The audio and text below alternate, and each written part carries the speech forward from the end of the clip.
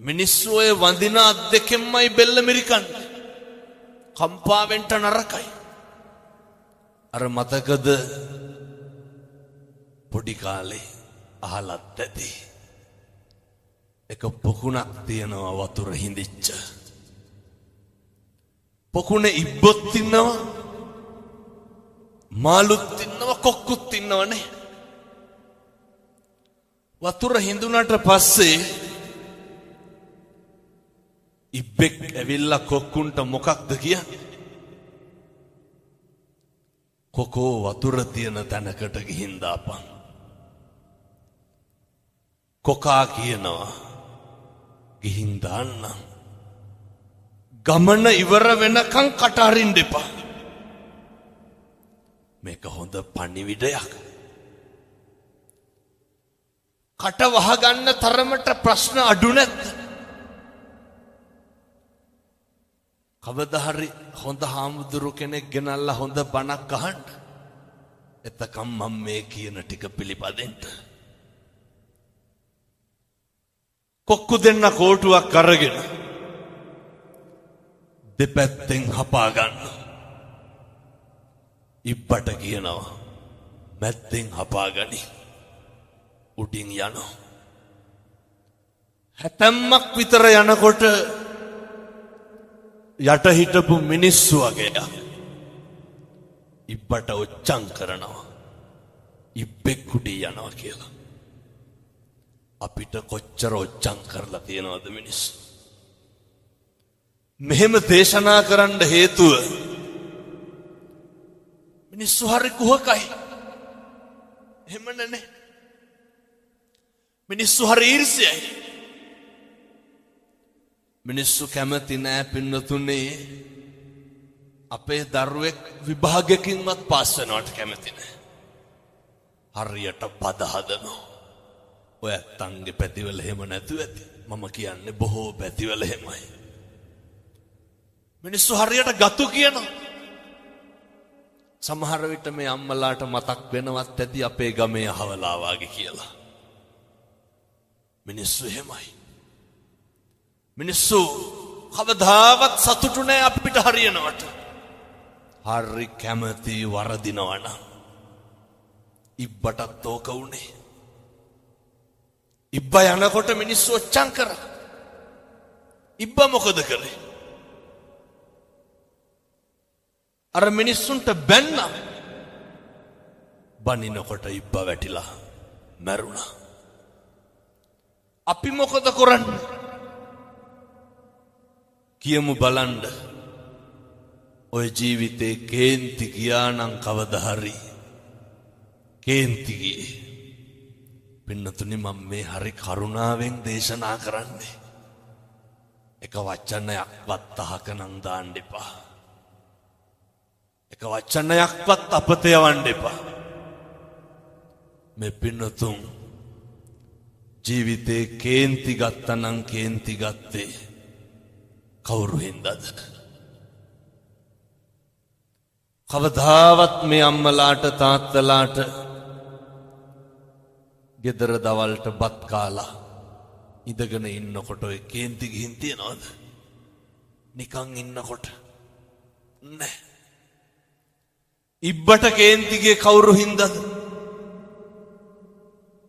අර කොහෙවත් යන මිනිස්සු හින්දා. අපිට කේන්ති කියන්නේ ඇයි? කොහෙවත් යන මිනිස්සු හින්දා. විනාශ වෙන්නේ කවුද? අපි. මතක තියාගන්න ඕනේ. ඉබ්බ මැරෙනවා. සතියකට විතර පස්සේ අයෙත් කොක්කු දෙන්න එනවා. තව ඉබ්බෙක් ඉඳලා කියනවා කොකෝ වතුර තියෙන තැනකට ගිහින් දාපන්.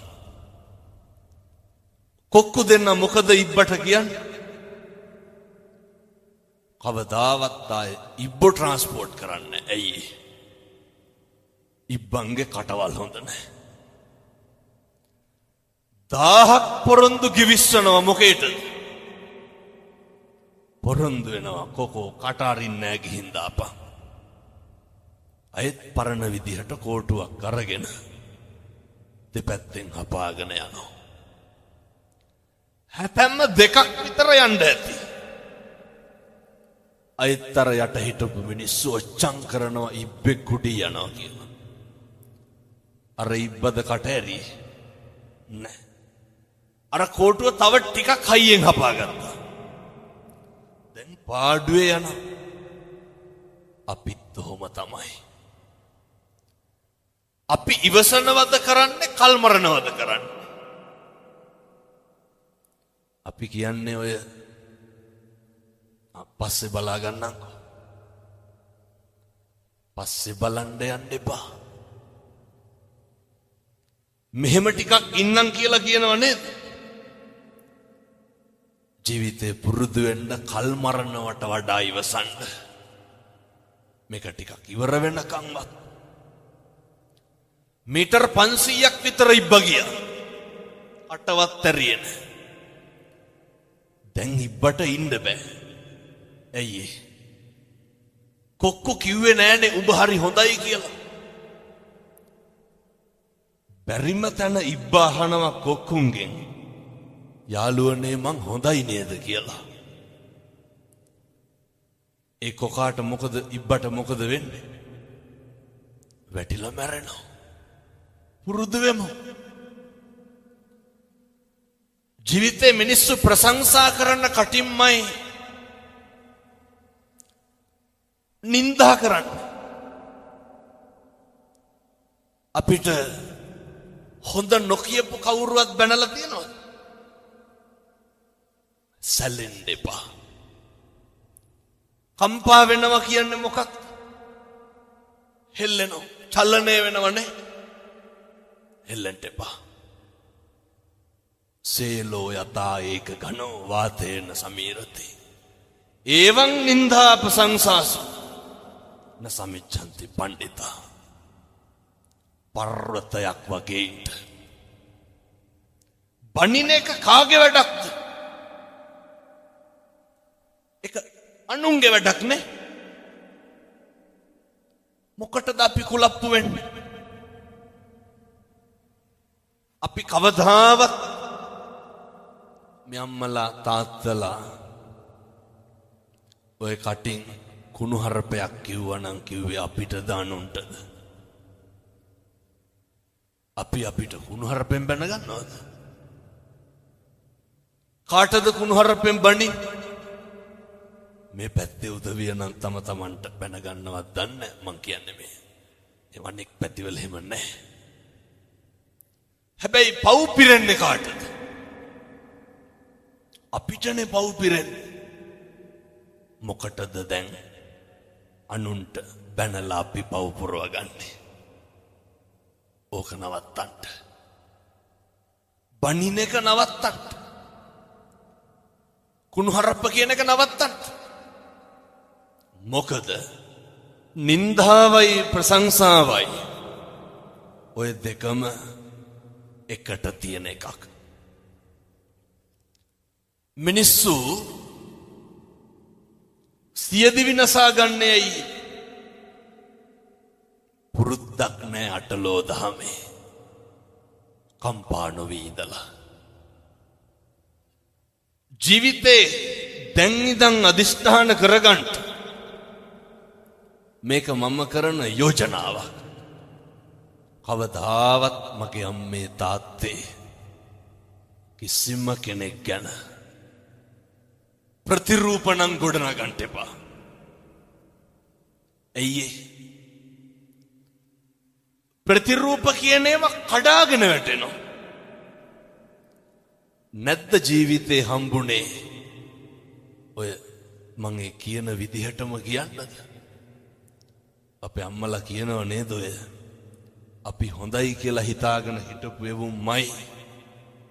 එහෙම නැද්ද? හිතාගන්න බැරි නම් ඔය ඇත්තන්ගේ පවුල ගැන හිතන්නකෝ.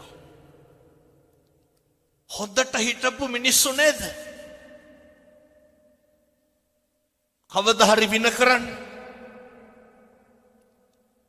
අපි උදව් කරපු උදවිය නෙමෙයිද? අපෙන් යපිච්ච පිරිස නෙමෙයිද? පුරුදු වෙන්න. මොකටද? හෙල්ලෙන්න එපා. උදව් කරන එක අපේ යුතුයකම. බුදුවරු අපිට උගන්වලා තියෙන්නේ අපේ තියෙන සත්පුරුෂකම දෙන්න.